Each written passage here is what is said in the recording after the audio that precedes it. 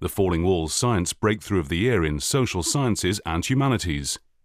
Dear guests, please welcome jury member Yasemin Soysal, Berlin Social Science Center.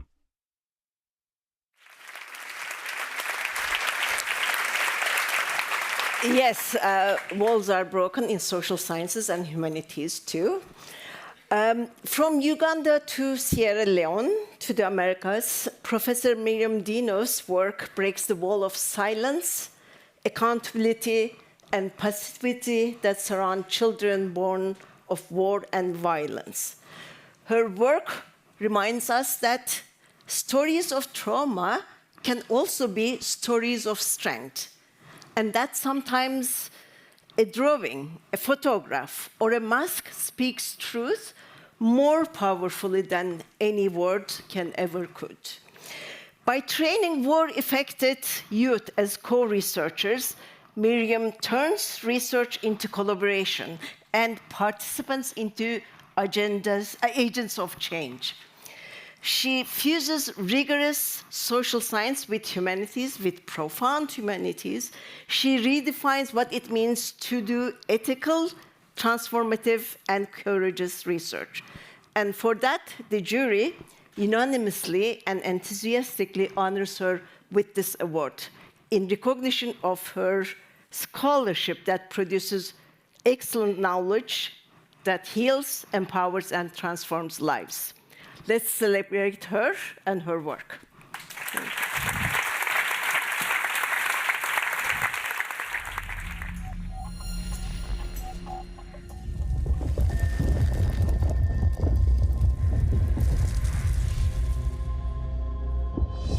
Breaking the wall of war and its impact on children.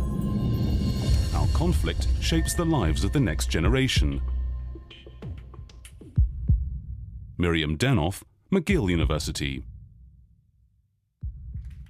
On November the 9th, 1989, I was in high school, and I remember seeing images of the wall falling on television.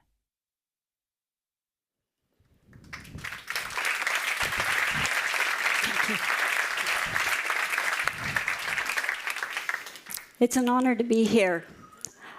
For the last 25 years, I've been conducting research on children and families affected by war. Early in my career, I've been looking at child soldiers in Sierra Leone, and more recently, looking at children born of war in northern Uganda. What got me started on this journey are images like these of children caught in conflict, and particularly images like these. And what was always striking to me is that we get very little understanding of the child behind that gun. How did that child pick up that gun? What happened to them afterwards? Where are they now? And what is their story? And we see a unidimensional portrayal of that child as dangerous and threatening, but the complexity of his life is lost. As we all know, armed conflicts around the world are having devastating impacts on children. And violations against children are increasing, not decreasing. And when we see statistics and numbers, they are vital to understanding the realities of children, but they don't tell us the whole story. And when children's stories are told, they're often told from the perspective or through the eyes of adults, through researchers, through humanitarian workers, through family members. But rarely do we get to hear from the children themselves. So the goal of my work is to gather the voices and perspectives of children affected by war and to ensure that these perspectives are heard and that their voices are heard and valued. So as a result, because ultimately their stories matter.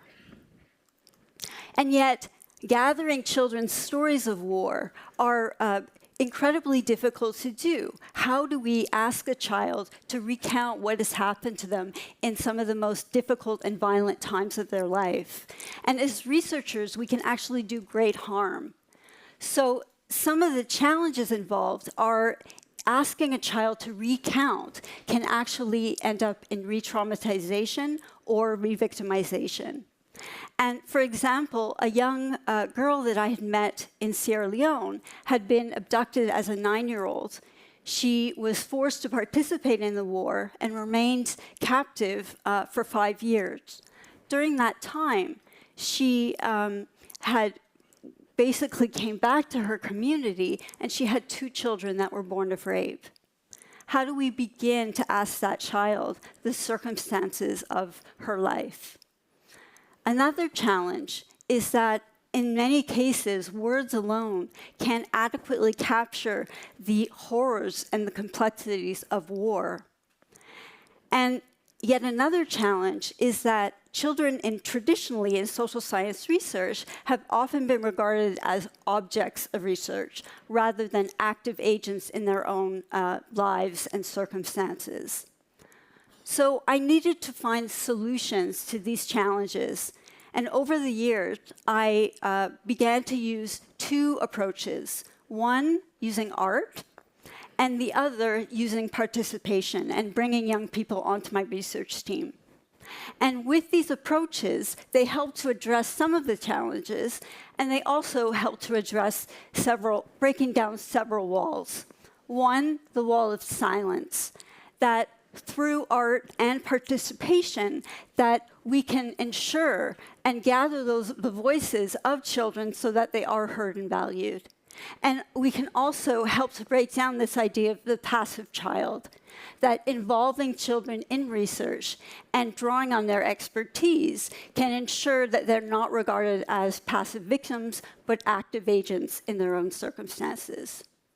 And finally, the wall of inaction, that by bringing forward their stories, that we can ensure that their voices are heard and that change is possible and that we go beyond complacency and move beyond outrage.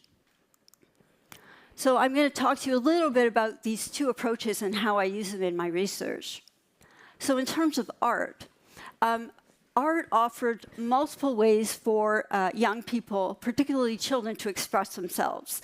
That children don't have to talk. They can paint, they can draw, they can make a mask, they can write and perform plays. So they're enabled to go beyond words. And this process itself can ensure that they go beyond words, that this process also can be healing, it can be empowering and therapeutic, and also, importantly, fun. But each technique that we use must be in line with the culture and context in which we're working. In terms of participation, young people are the experts in their own lives and circumstances, and we need to be drawing on this knowledge and expertise. Young people who have lived through conflict have a tremendous amount of knowledge. And so, for example, young people, in many circumstances, when they've become a child soldier, they have been leaders to other young people in an armed group. We need to be tapping into that leadership. So what I do is that I train young people, and after extensive training, they eventually become co-researchers on my research team. And after extensive training, they collect data, they analyze data, and they disseminate information through, for example, community conferences. Now, in the spirit of gathering stories, I want to provide you with the stories of 2 young people affected by armed conflict.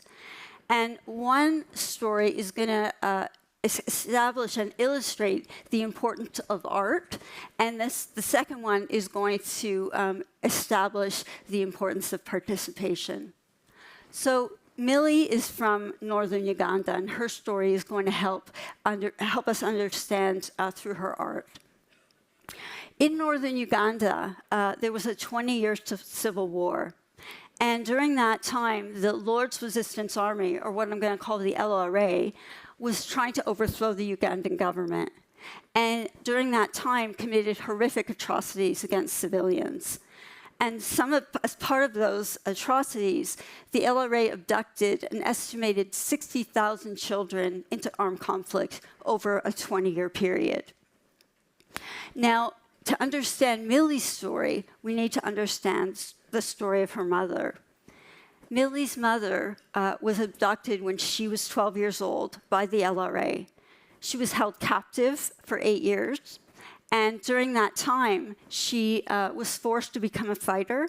She was forced to marry a commander, and she gave birth to 3 children who were born of sexual violence, and Millie was one of those children. Now, Millie grew up in an armed group. Her early years were in the LRA, and eventually she was able to escape with her mother and her 2 siblings. And when I met her when she was 15 years old, she could be considered one of the lucky ones because she was able to attend school. But Millie she faced major challenges in her life because she was born of sexual violence and because she had that affiliation formerly with the LRA. Now, one of the things that my team and I did was ask children to draw their families during the war and after the war, because we were interested in seeing if there were any changes in family structures over time. And what was interesting about Millie's drawings was that during conflict, Millie drew her family with smiling faces. And after and post-conflict, she drew herself with a sad face. And this was perplexing to me because I would assume that it would be during conflict where there were bombardments, extreme violence, starvation, displacement, that during the war would be the time with the sad faces, and that during peacetime would be the time for happy faces. But it was the inverse. So I asked Millie if she could explain her drawing to me. And what she said was that during the war, she had her mother and her father. She didn't fully understand the complexity of the forced marriage, but she felt valued and loved within her family.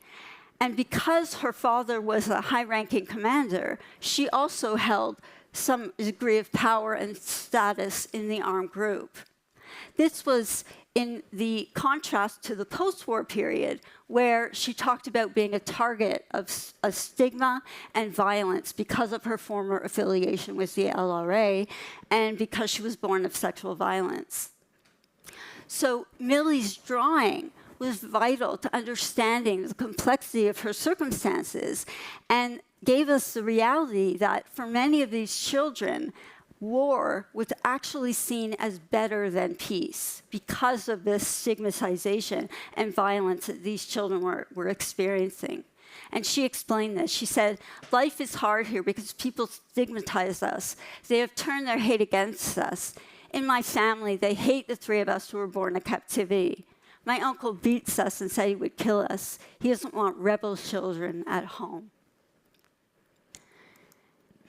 Now, Millie's story highlights that at the end of the war doesn't necessarily mean the end of violence. Now I'm going to introduce you to Sam from Rwanda. And Sam's story is going to highlight the importance of participation. So like Millie, Sam was born of sexual violence. During Rwanda's genocide against the Tutsi in 1994, an estimated 350,000 women and girls were raped. Sam was one of an estimated 10,000 children born of these rapes. Now, in the aftermath of the genocide, many of these children were referred to and called children of hate, children of bad memories, that these children became living reminders and symbols of the suffering that survivors endured at the hands of their perpetrators. Now, Sam's mom wasn't able to explain to Sam his birth origins or what she had experienced during the genocide. It was too painful for her. So Sam explained how he learned that he was born of rape. He said, one day when I was with the other children who are neighbors, one child called me Interahamwe. What I knew was that the Interahamwe were killers during the genocide against the Tutsi. So I went home and told my mother about what happened to me. Instead of talking, she cried a lot. The part that hurts me the most is being called the son of a killer. Now, Sam was born after the genocide, but as we can see, his daily life was shaped by the genocide against the Tutsi. And so, as we were conducting research on children born of the genocide, I thought it was really important to bring these young people onto the research team because they had so much expertise and lived experience. So I trained Sam, and my team trained Sam, and young people like Sam in research and research techniques, in ethics, in data collection. And over an extended period of time, he eventually began to, for example, collect data in the sense that he facilitated focus groups with other young people who had also been born of the genocide. And he talked about what it meant for him to be part of the research team. He said, "This project was very important to me because we talked, me and other youth, with whom we share the same history. We discussed, enjoyed, we shared life challenges, and this increased the trust among us. So for me to be a researcher in this project was very important. I think this project came as a solution to us. It made the youth create a family." So in a context where this group of young people were experiencing severe isolation, marginalization, violence, and stigma because of their being born of rape, the focus groups themselves became places of belonging and solidarity for the youth. And Sam's story also brings hope and promise because after extensive research training, he was able to start a business. He attended university, and with his earnings as a youth researcher, he was able to support his family.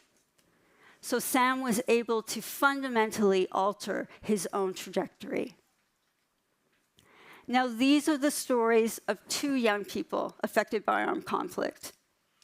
What I want to emphasize is that there are 473 million children around the world in situations of armed conflict, in devastating situations of violence and deprivation. That means that there are 473 million stories that deserve to be told, listened to, and have ensuing action. Now, the blank canvas behind me and the one on the screen represents the future of children in war. And the question is, what is going to be on this blank canvas? Is it going to be yet more images and more artwork of young people who have been victims, participants, and witnesses to extreme forms of violence? Or is it possible that they could instead represent possibilities of renewal, rebuilding, starting anew, and a potential for remembrance, empathy, and action?